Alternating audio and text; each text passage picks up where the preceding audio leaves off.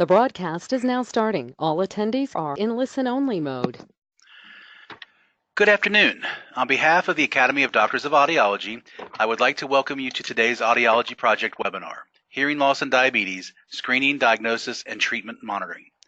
My name is Brian Doty, and I'm pleased to serve as today's course moderator. Just a few housekeeping items before we begin. Please type your questions into the question queue, and we will address them at the end of the presentation. Following today's session, you will receive an email containing all the information needed to apply for continuing education credit through the American Academy of Audiology. This is audiology continuing education only. All attendees will receive a general attendance certificate within 30 days of the course. Today's presentation is also being recorded and will be available for download next week. At this time, it is my pleasure to introduce Dr. Kathy Dowd, Chief Executive Director of the Audiology Project. Kathy? Thank you, Brian.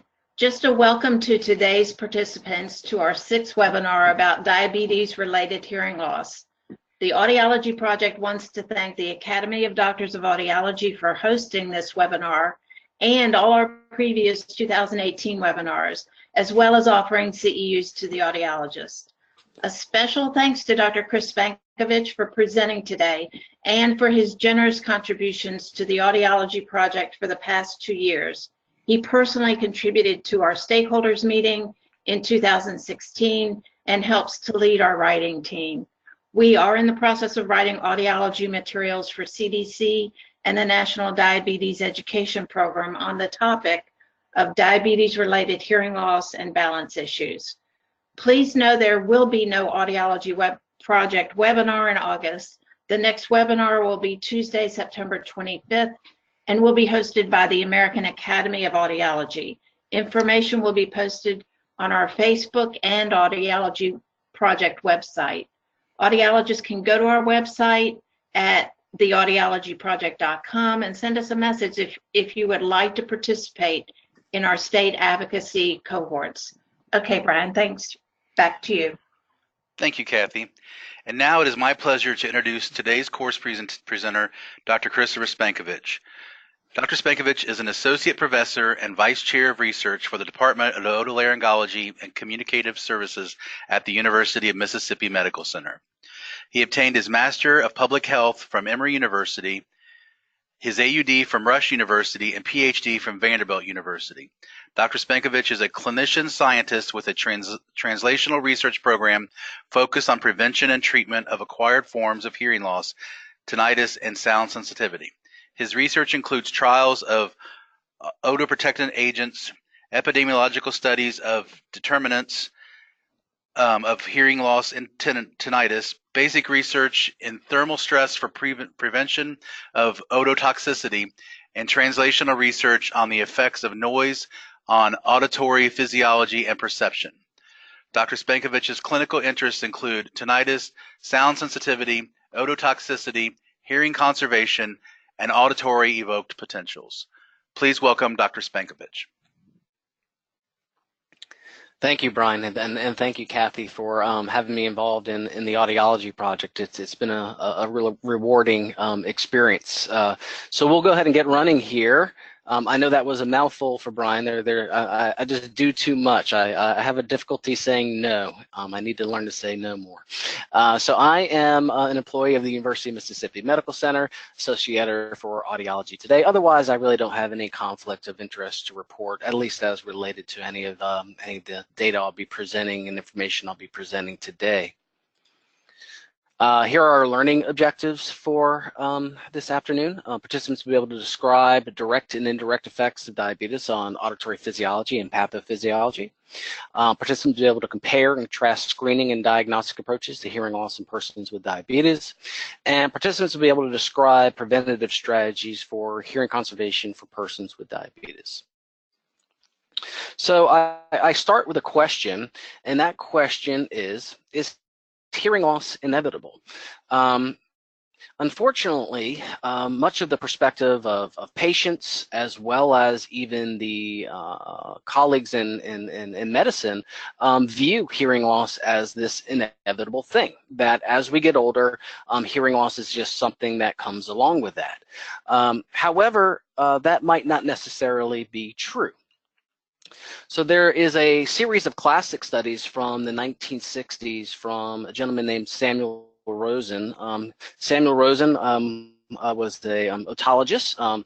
He was known for actually a stapes procedure that he helped develop. He was also known for this series of studies looking at the relationship between cardiometabolic risk factors and hearing loss. And really what Dr. Rosen was interested in is understanding whether age-related hearing loss was really just age. Was it cardiovascular health, or was it more an extrinsic factor such as noise exposure that underscored why hearing loss occurs with age?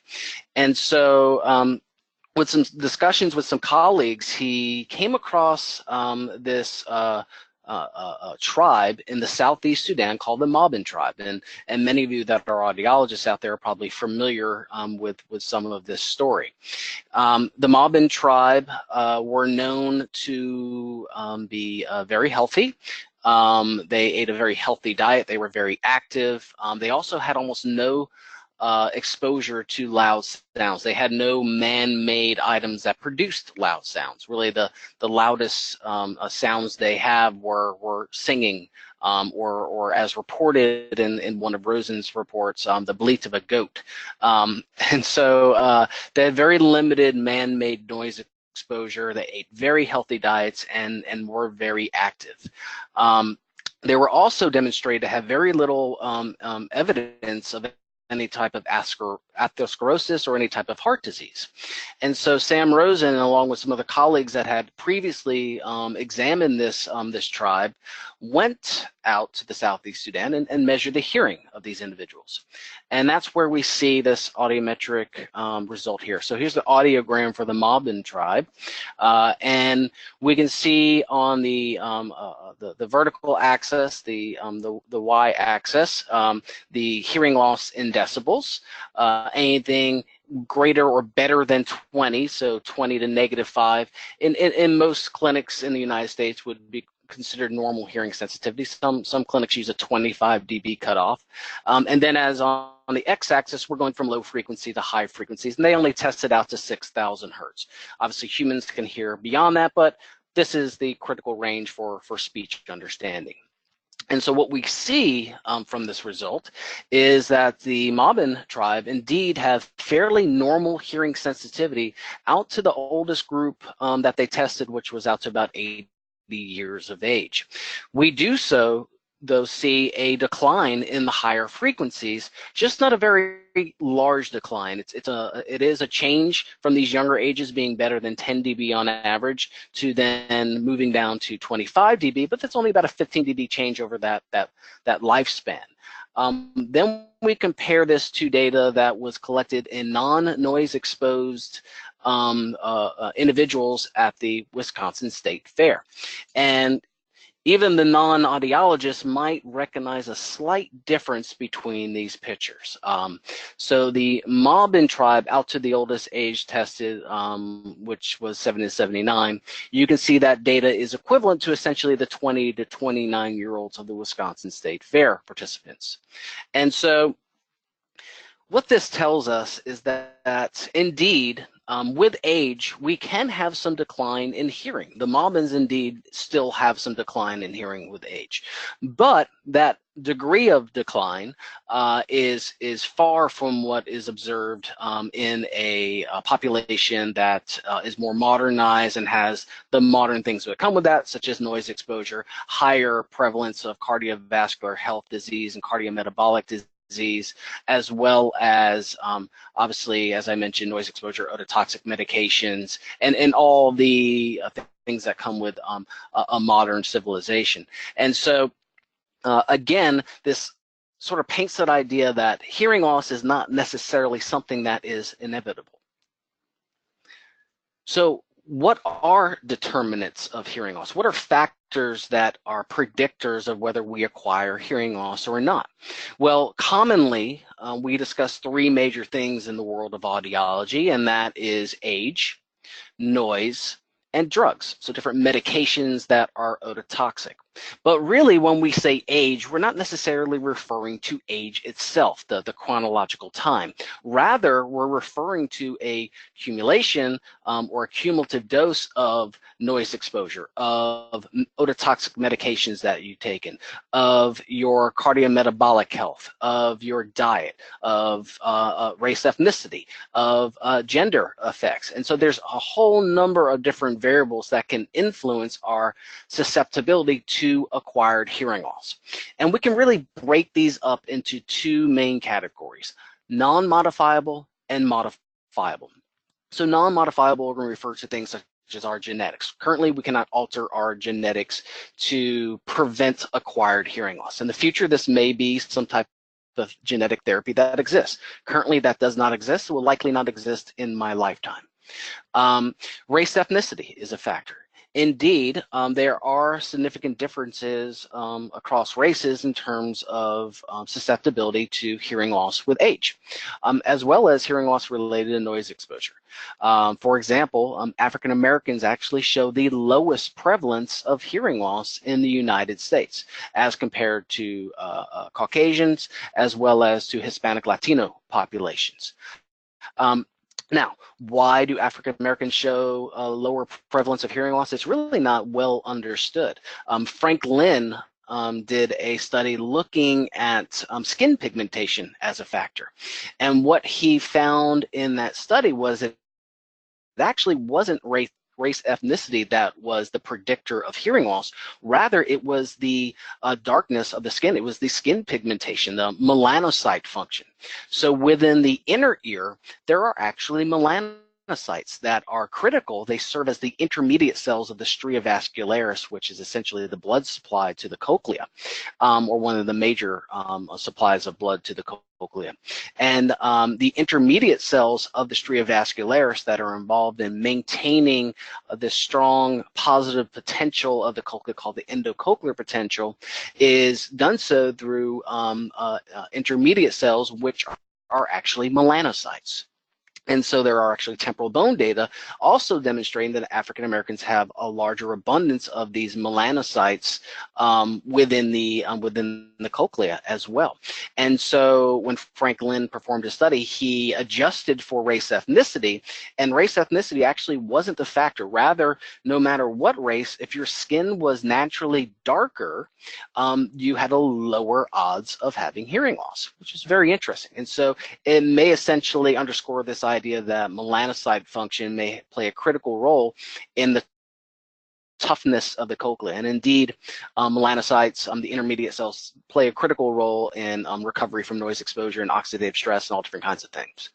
Age is obviously a factor that we mentioned. We cannot change our age, but understanding the actual influence of age on hearing has always been something that is not well understood, because we sort of assign age as the cause when really age includes all of these other factors as well that we're going to talk about in the modifiable section. And we can't change our sex. We can change our gender, but we indeed cannot change our sex. There has not been any studies really looking at transgender or use of any type of hormone-based treatments and how that influences the susceptibility to hearing loss. That could be a whole nother line of research to sort of look at how some of those different chemical changes might influence susceptibility to hearing loss in that population. So there are also modifiable factors. So we can change our socioeconomic status, our education. These are not easy things to change, but indeed there is a relationship between socioeconomic status and hearing loss.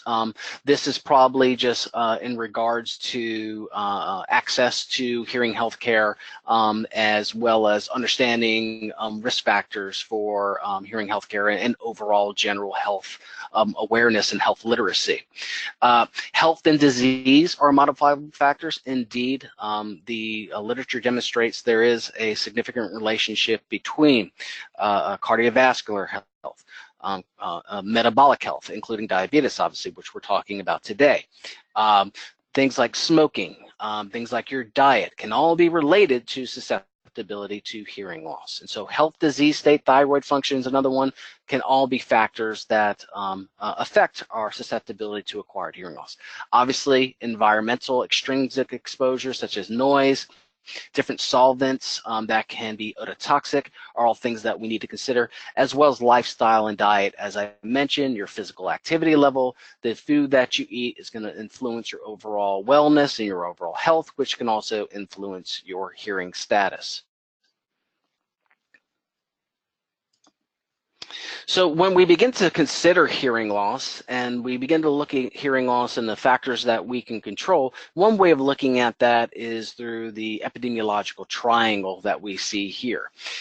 Hearing loss is in the middle, and these things on the outside represent potential factors that are contributing to that hearing loss. So one is the individual, so that is the host. Those are intrinsic factors. That can be that individual's genetics, for example.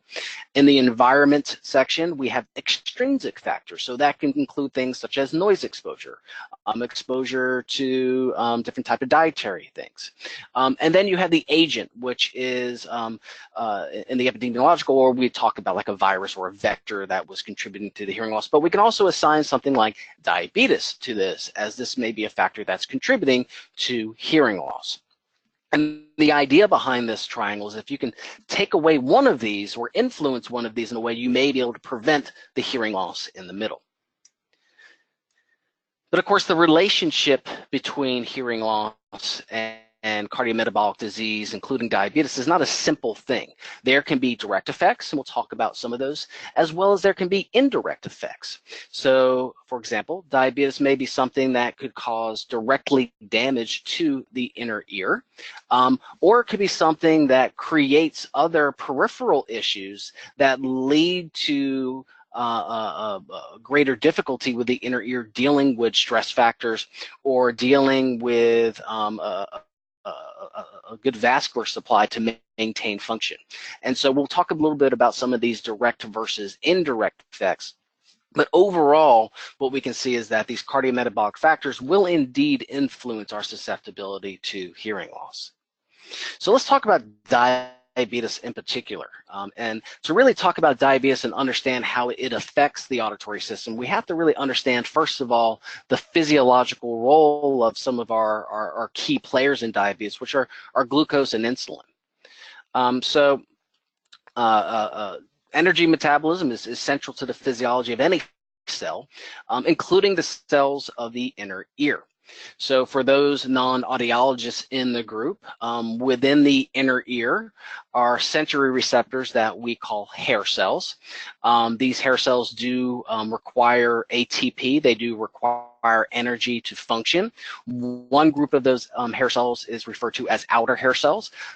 Those outer hair cells have motility, meaning that they can move up and down and amplify and stimulate the membrane of the inner ear called the basilar membrane to sort of focus that signal and that energy. And then there's another set of hair cells called inner hair cells, and these are the true sensory receptors of the inner ear. As the outer hair cells feed back into the motion of that membrane that is set into motion by sound, this then causes the polarization of those inner hair cells, which then release glutamate and stimulate the auditory nerve. So a major factor in the energy metabolism and the energy source for the inner ear is glucose. So glucose, indeed, like many cells, is the primary energy source. Fatty acids and amino acids also contribute to the function of the inner ear as well, but glucose is the primary source. Glucose is supplied to the cochlea, or the inner ear, via the vascular system.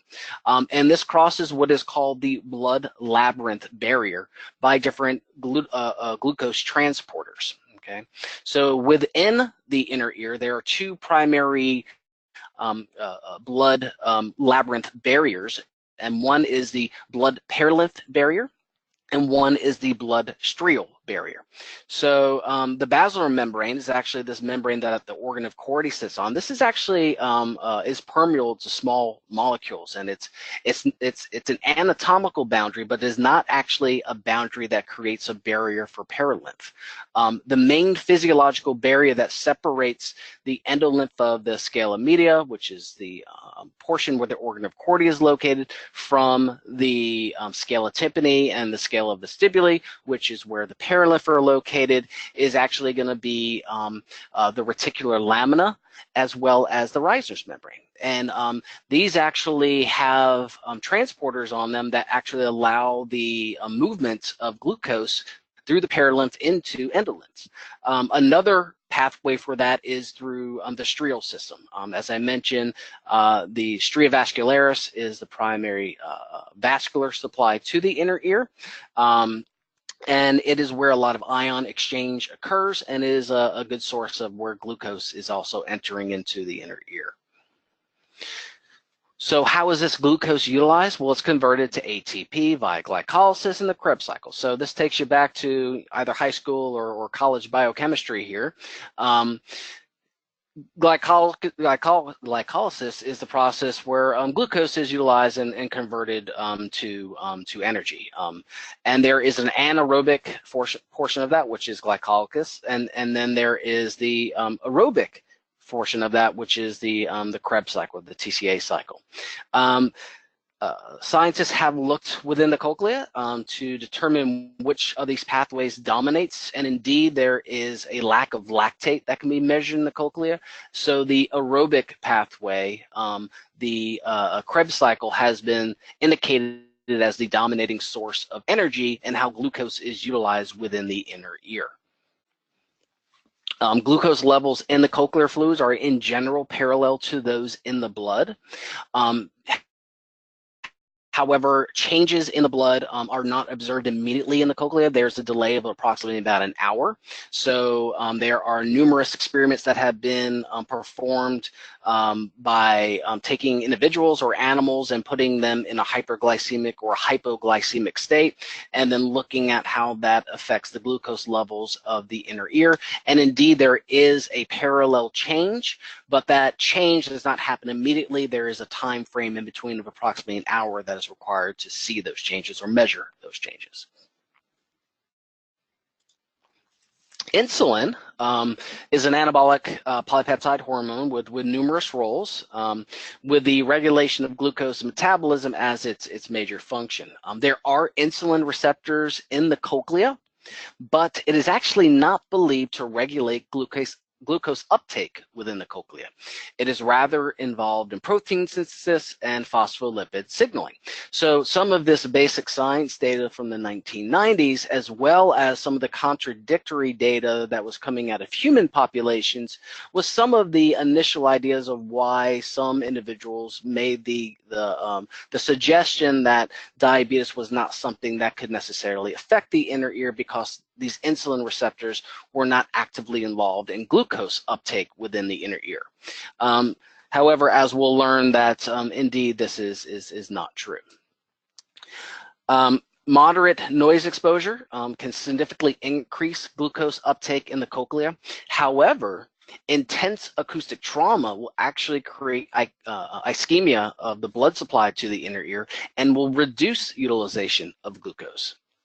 If we take an animal and put them in a hypoglycemic state, this will actually reduce the driving force of potassium into the outer hair cells as well as the inner hair cells, and reduce the active mechanism. We can actually measure this with an objective measure of cochlear function called otoacoustic emissions. Otoacoustic emissions involve playing a sound to the ear. They're an objective measure, so we play a sound in the ear. Within the little probe that's playing the sound is also a microphone. So we play the sound to the inner ear, and essentially we get back a byproduct of the amplifier of the inner ear. So some of that energy travels back out of the inner ear into the external ear canal, and we can measure that. We use this actually as a means for newborn hearing screening, and as well as an objective measure of cochlear function.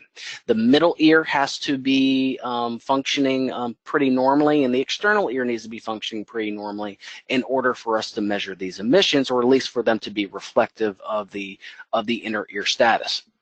If the cochlea is damaged, if the outer hair cells specifically are damaged, this will greatly reduce the level of these emissions. OEEs have actually been explored as an indirect measure of glucose status. So rather than having an individual with diabetes having to do a finger prick, they were looking at ways of potentially using the inner ear as a metric of glucose status, because glucose changes in the blood, as we mentioned, do cause changes within the cochlear fluids. However, the delay in that is too much of a time frame to really make it a very useful metric for measuring discrete changes. Studies that performed in sheep that were given a bolus injection of insulin demonstrated a transient reduction in their otoacoustic emissions approximately an hour after that dose of insulin. So once that individual, that animal, was placed in a hypoglycemic state, that actually reduced the function of the inner ear. Glucose can also affect peripheral nerve conductions, including that for the auditory pathway, and measures that we utilize of the auditory pathway that are measurements of the electrical energy that's created by sound, called auditory evoked potentials. Auditory evoked potentials are essentially like looking at brain waves, but looking lower in the pathway at a shorter time frame, that are reflective of energy from the auditory nerve in the brainstem that are evoked by sound. Indeed, hypoglycemia can cause delay and latency of ABR waves, and can also affect the efferent pathway as well. And this is a pathway that the top-down pathway that actually modulates some of the auditory function.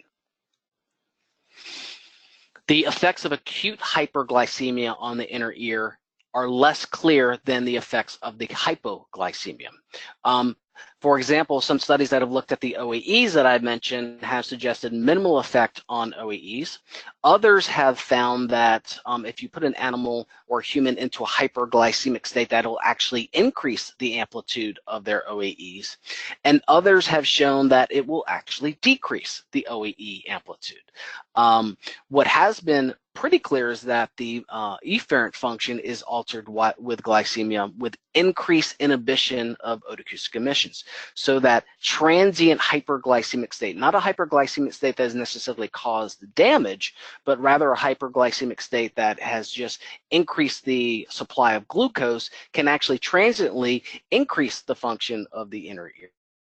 However, it's the other issues with hyperglycemia that results in creating damage is what ultimately will cause damage to the inner ear. So these are just physiology that we're talking about at this point, and the role of glucose and insulin, not the pathophysiology that a sustained hyperglycemic state can create. What this evidence suggests for hyperglycemia on the inner ear is that there's more than one mechanism at play. Elevated glucose in the cochlea increases ATP, which can change the polarization of the hair cell, which can actually make it less sensitive to sound.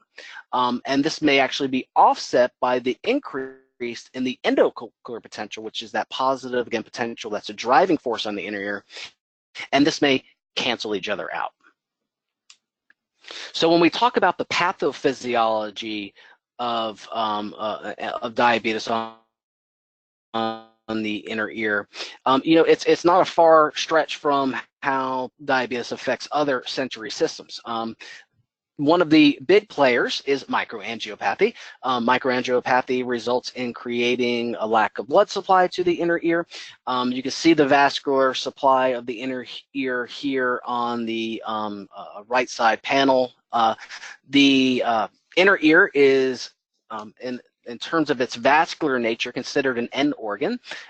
It is supplied by one artery and has little branches that go off to the vestibular portion, the balance portion, which a previous presenter spoke on recently, and then branches that go to the cochlear portion, which is on the left side of that picture. The vascular supply and where it ends is really in the apical portion of the cochlea where the lower frequencies are. And so an ischemic event that results in reducing blood supply to the inner ear can create issues that may only be localized to the more apical portion of the cochlea, depending on the extent and duration of that ischemic event, or it can create issues for the middle portion as well as the basal portion of the cochlea closer to the main supply of that blood. What microangiopathy and reduced blood supply and ischemia can cause to the inner ear is stress. This can result in mitochondrial dysfunction, resulting in excess free radical formation. It can create advanced glycation end products. This is a end result of glucose utilization that can be damaging and lead to inflammation. There can be glutathione dysregulation, and glutathione is a primary a chemical that works as an endogenous antioxidant. So this is within cells an antioxidant that the cell creates from some of the essential amino acids that we take in through our diet. And so glutathione is very critical for cell function in general, including cells of the inner ear. And if there's glutathione dysregulation, that means that cell becomes more susceptible to stress factors such as oxidative stress that can cause damage to the inner ear. There can also be protein synthesis dysfunction as well as glutamate excitotoxicity. And so these different pathophysiological mechanisms are not unique to the inner ear. They occur in other sensory systems, and it makes sense that we can also find evidence of these different pathways being activated within the inner ear. Glutamate excitotoxicity is an interesting example because glutamate is the ultimately the primary excitatory neurotransmitter of the nervous system, and it's also the primary excitatory neurotransmitter of the inner ear. And glutamate excitotoxicity results in an excessive release of glutamate or glutamate being maintained in the synapse too long, and that resulting in synaptopathy and damage to the synapse of the nerve fibers that are supplying the inner ear. So you can have, therefore, with diabetes, potential for damage to the sensory receptors of the inner ear, the hair cells, so the outer hair cells, as well as the inner hair cells, based on some of the ischemic events that are created, the stress that's created, the dysfunction of mitochondria, the glutathione dysregulation that puts the cells into a cell death pathway. And then you can also have glutamate excitotoxicity that creates neural damage. All right. So this is just a picture to demonstrate sort of this balance that is occurring in all of our cells, including the sensory receptors of the inner ear. We have sources of antioxidants. Some of these antioxidants are derived through our diet. Some of these antioxidants are endogenous, meaning that our cells create them. We can see that example, glutathione here, the glutathione peroxidase system. And then on the left-hand screen, we can see examples of stress factors. So different types of free radicals, from superoxide to hydrogen peroxide to peroxynitrate to nitric oxide. There are a number of different free radicals at play. Free radicals are not bad. Okay, free radicals get a bad rap. Free radicals actually play an important role in cells. It's when they get out of control do they become something that's problematic. Otherwise, they are required and needed. And as this figure is demonstrating, it's all about maintaining a balance. And so some type of pathology or some type of challenge like a noise exposure is going to cause an increase in these free radicals. So diabetes, that's resulting in creating some microangiopathy and affecting the oxygen supply to the inner ear, will create an increase in some of this oxidative stress factors and these nitrogen stress factors. So then it comes down to that cell and its ability to deal with that. So some of that's going to be controlled by an individual's diet. Some of that's going to be controlled by that individual's own genetics and biochemistry in regards to how their cells and how well their cells handle some of these stress factors. And so these antioxidants are either in supply and able to turn on and to reduce these stress factors to be able to keep things in homeostasis, or they're not, and the cell goes into a cell death cycle. So we can see that example here in this slide. So this is an image from Kupke et al. And what we see here is a hair cell. In this case, we are looking at an inner hair cell. The outer hair cell has more of a test tube shape. As I mentioned previously, the inner hair cell is the one that is more the true sensory cell that is primarily conveying the signal and releasing the glutamate and stimulating the auditory nerve to take that sound to the brainstem and up to the brain where we hear. So what we see here in A is a hair cell or a representative of an animal or a human that has some noise exposure. When that occurs, well, that noise exposure will actually cause an initial ischemic event. And after that initial ischemic event caused by the noise causes this vascular constriction. After that initial event, then all of a sudden the vessel relaxes, and there's this vasodilation, and blood is then flooded to the inner ear. So you have this initial reduction in oxygen, and then now you have this secondary bathing in oxygen, and this throws things out of whack. So this can result in now the release and formation of free radicals, and we see some examples of those free radicals floating around. The O2 negative, which is superoxide. The H2O2, that's hydrogen peroxide, just like you have your little brown bottle underneath your sink. There's the hydroxyl free radical. And then there's nitric oxide and O-no, O-N-N-O. It really is O-no. That's peroxynitrate, and it can punch holes in the cell membrane. So that's a really bad one. And so these things are activated and created by this stress. And so then we see in B, luckily we have things that keep these free radicals in check. So we have dietary derived nutrients such as vitamin E and vitamin C. We have endogenous protectants such as our reduced glutathione. We have other factors such as heat shock proteins, and all these things protect then the inner ear to try to get things back into homeostasis and back in balance. In C, we see an example of a cell that was unable to do so. Okay, this may be an individual that has diabetes, so they have glutathione dysregulation. There's not enough glutathione to help protect the cell, so now the cell is more susceptible to becoming damaged. All right, so let's move out of some of that basic science and understanding some of the basic principles of physiology of glucose and insulin and their role within the inner ear, and some of the pathophysiological mechanisms that are introduced by a state of diabetes in an animal or a human model, and how that might affect susceptibility to acquired hearing loss.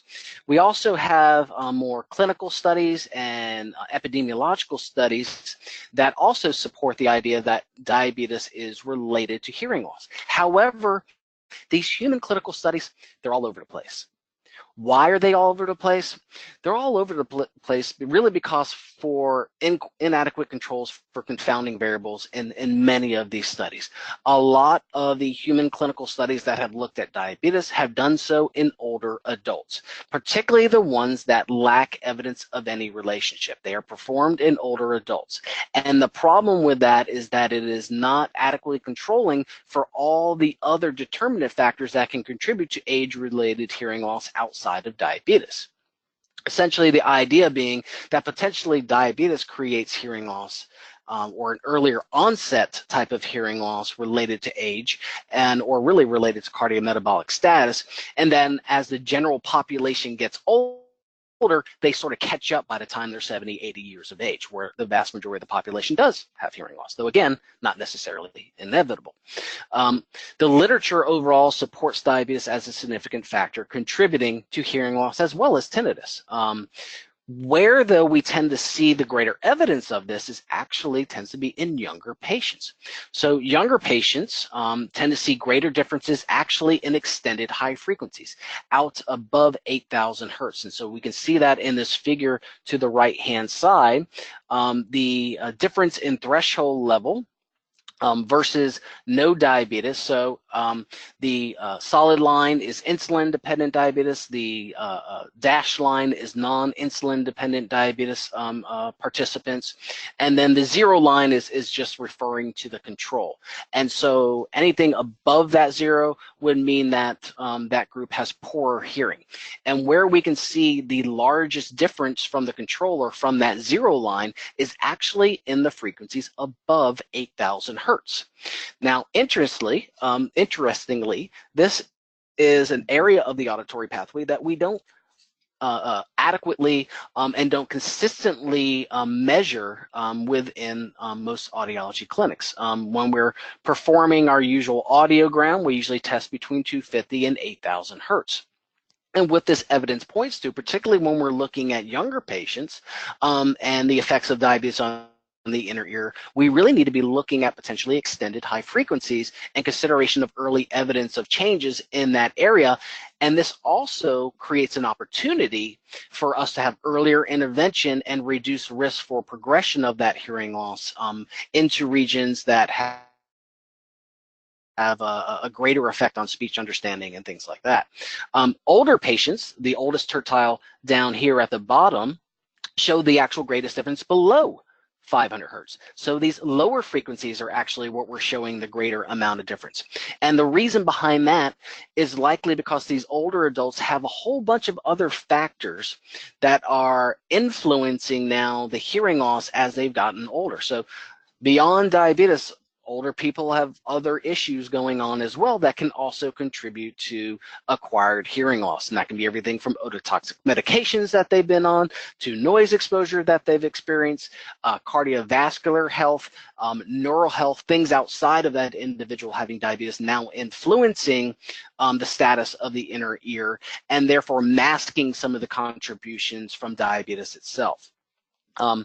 Risk factors that increase the odds of an individual with diabetes having or demonstrating hearing loss are low HDL levels, having comorbid factors such as coronary heart disease, neuropathy, and a report of poor health in general in individuals with diabetes will increase their risk and odds of having hearing loss.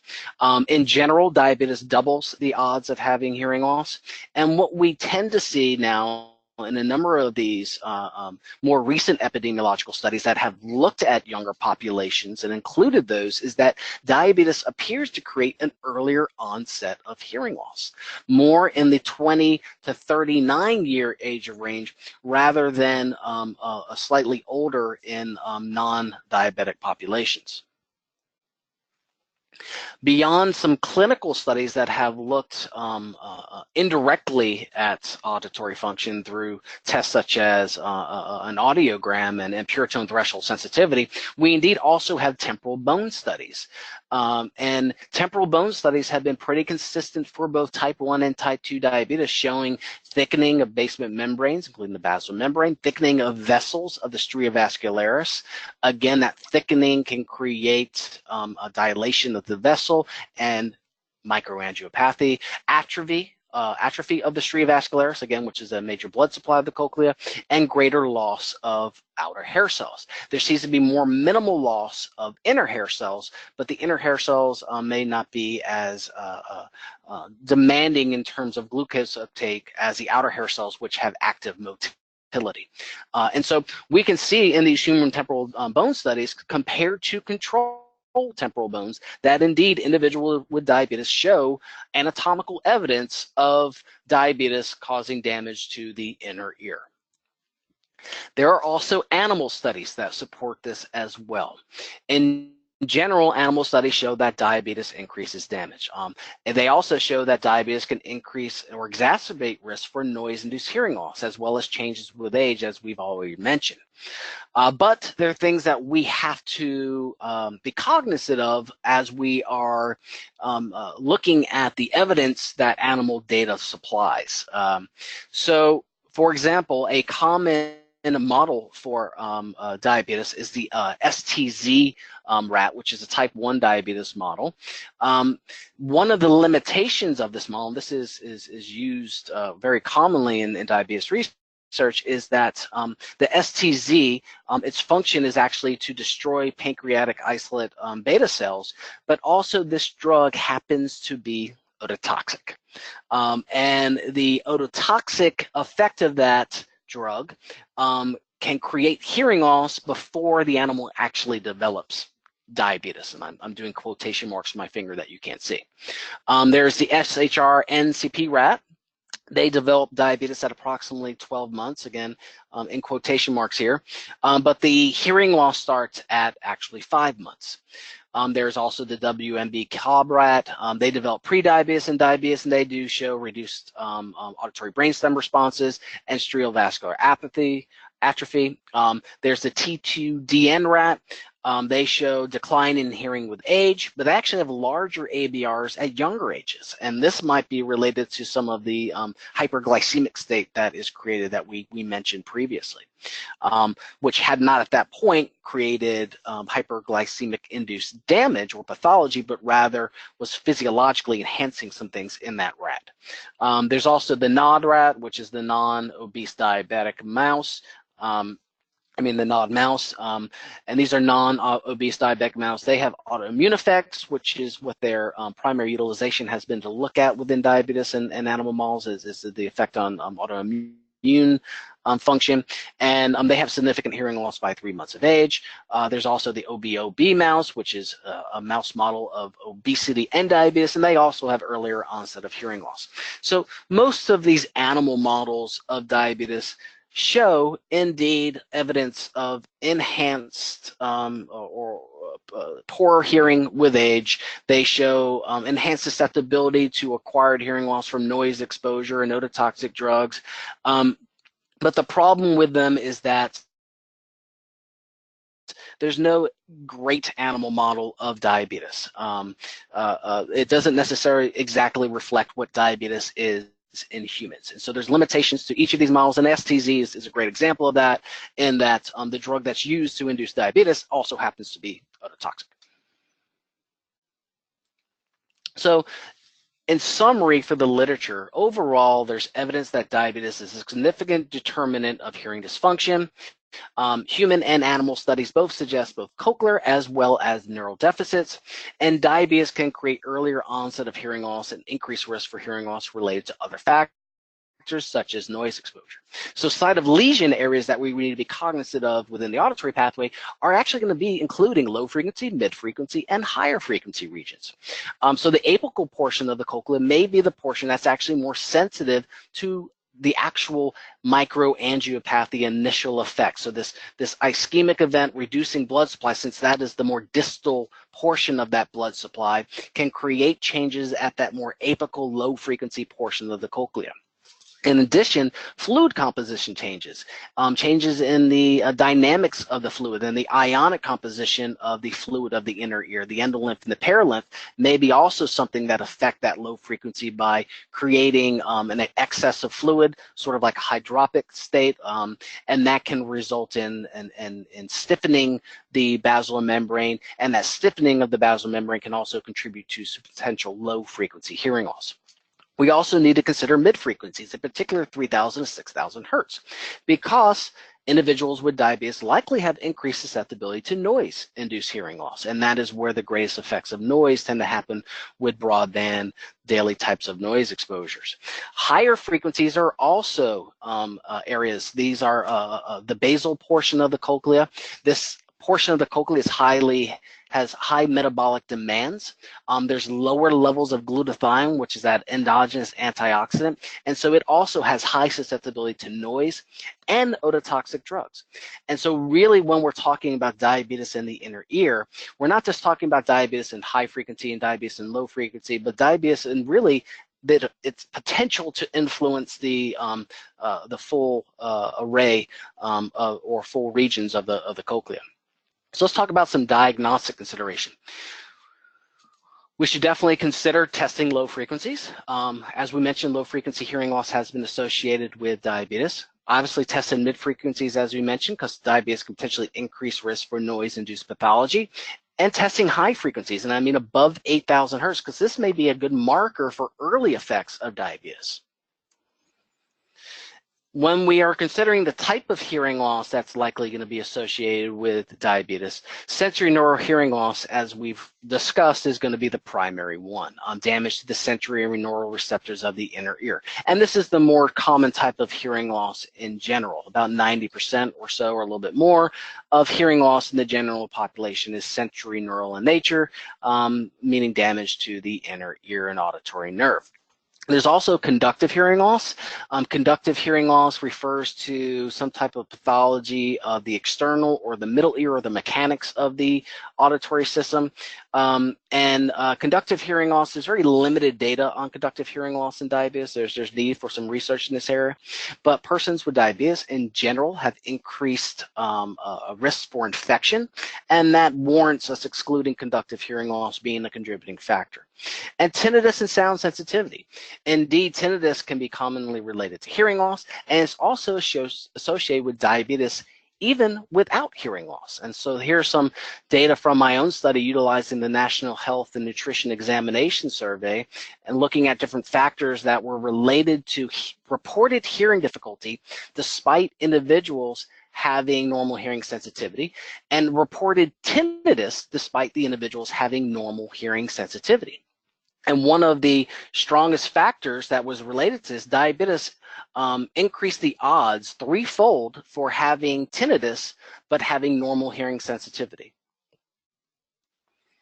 So in terms of screening recommendations, when do we want to screen? Well, what we're advising is to screen upon diagnosis. When an individual presents and they present with diabetes or even pre-diabetes, I would recommend a baseline hearing evaluation.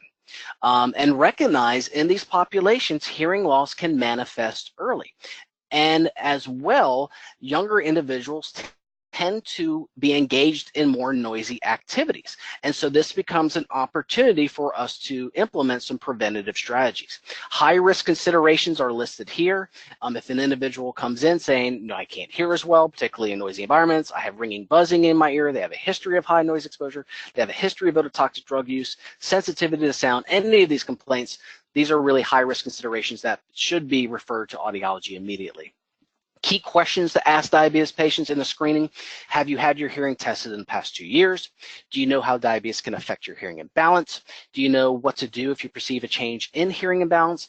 And do you know how to reduce your risk for hearing loss or falls? If they respond no to any of those questions, they should be referred to an audiologist. So what should an audiologist do? At minimal, a comprehensive audiological evaluation should be performed. This will include air conduction thresholds, bone conduction thresholds, as well as speech audiometry. It is recommended that this is completed at least every 2 years. Individuals that have some of those high risk factors indicated, they may require annual or greater. Particularly if an individual has significant noise exposure, or they have and work a noisy job, or they take an ototoxic medication for some reason, they should be monitored on a regular basis, which might be once a month or once every few months. It's really dependent on the situation, and hence the need for a referral to an audiologist to determine that need for monitoring. In terms of diagnostic considerations, things to consider outside of the standard comprehensive audiological evaluation, we should also be measuring extended high frequencies in these individuals when we can. This can detect early changes and allow for earlier interventions. Otoacoustic emissions can be sensitive to changes in the status of glucose in the inner ear, and so this is again something that might be able to show early indices of pathology. And auditory evoked potentials are also something to consider, particularly if the individual is presenting with other type of neuropathy issues. They also may need to undergo a tinnitus evaluation if tinnitus is their primary complaint, or we may also consider central auditory processing issues, as there can be more central changes that occur within the brainstem and the brain that might underlie some of that patient's issues. Let's talk about prevention and treatment. And I show you a 3x3 here of prevention, which has primary, secondary, and tertiary type of prevention. Primary prevention is before the person has actually developed hearing loss, so you're trying to prevent that hearing loss truly, sort of the usual idea of prevention. Secondary means early identification and early intervention. And tertiary prevention is really the person has the hearing loss at this point, and we're trying to manage and rehabilitate that. You can see different types of interventions that can occur on the individual level, the community level, and the system level. And really a major factor needed, particularly for the system level, is improved access to preventative care, improved access to audiologists. Patient counseling. Persons with diabetes have greater susceptibility to acquired hearing loss. If they are going to be in noisy environments, work a noisy job, go to a lot of concerts, listen to loud music, they need to use hearing protection and utilize strategies to reduce their noise levels. If they are on ototoxic medications, we need to be taking even more careful monitoring of their hearing status along with use of those medications. They will likely have earlier onset changes in their hearing. And some evidence of this can be difficulty understanding speech, particularly in noisy backgrounds. These patients will complain that people are mumbling, or I can't follow conversations as well in a noisy environment, or they may have ringing, buzzing in their ears. These individuals need to be referred to audiology as soon as possible. Evaluation is important, as I said. Establishing a baseline is critical, and that's what's missing from a lot of these studies. If we had an initial assessment before that person ever developed hearing loss, and then we can monitor them over time, it'll provide us so much more information and improve our evidence base even stronger. And beyond providing these diagnostic assessments and monitoring to make sure that we capture any changes early, we need to incorporate the counseling and preventative methods for reducing risk and odds for acquiring hearing loss. And these things can extend actually beyond things like noise exposure and ototoxic drugs. We also can consider their insulin control. So the ABCs are important things to stress, so audiologists learn about that so that they can discuss those with their diabetic patients or their pre-diabetic patients, as well as physical activity and diet are also associated with hearing loss and obviously are important for diabetes as well, diabetic control. So fitness level, lack of activity have all been associated with increased risk and odds of acquiring hearing loss, and indeed your diet as well. And so this is some of my own work. I've demonstrated that a poor diet, and this is again using the NHANES data set, increases risk for hearing loss, particularly in the higher frequencies. Again, a region that is one of those that is highly susceptible to hearing loss in persons with diabetes. We can see some of the different things that can actually improve or reduce risk: eating more fruits, eating more vegetables, more variety of diet. But really, all you need to tell your patients is this, okay? This is pretty straightforward. Eat less crap, eat more food, and they'll be doing much better. You don't have to give specific dietary recommendations. Persons with diabetes will hopefully have access to a dietitian or a nutritionist that can help them with some of their dietary things. But really what it comes down to is eating a healthy diet. So eating more fruits and vegetables, eating less high glycemic foods, which is something the person with diabetes should be doing anyway. These things can influence susceptibility to hearing loss and obviously are significant factors for diabetes control. So here are the ABCs for the audiologists out there. The ABCs refer to maintaining their A1C less than 7%, keeping their blood pressure less than 140/90, and then keeping their cholesterols less than 100.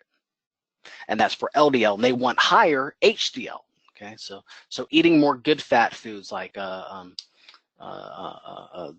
guacamole and stuff like that, and good seeds and nuts.